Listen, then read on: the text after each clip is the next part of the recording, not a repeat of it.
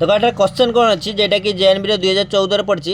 क्यों बृहत्तम संख्या द्वारा 140 170 कि 155 एटा 55 155 भाग कले भाग शेष कत रहा 5 आम से संख्या किस करवा ये संख्या किस 140 170 आउ 155 अच्छे ये किस करवा 5 काढ़ी ना आ पाखु समस्त पाखु के काढ़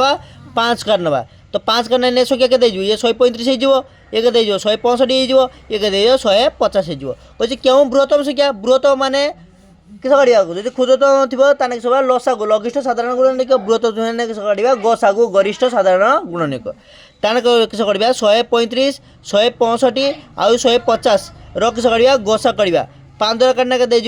5 दूनिया 10 5 35 एक 5 3 15 5 3 15 ये तो 5 3 15 शून्यला तापर आपको 3 द्वारा काटिबा देख 3 27 11 आइबो एठी केते आइबो 15 आइबो हैला तो गसागु आम के आउ तो कटोनी 11 अच्छी कटोनी 9 15 कटो कि 11 कटोनी तो गसागु के 15 गसागु के 15 ताने एमती संख्या नवा जेटा कि 15 द्वारा कटो तो आंसर किस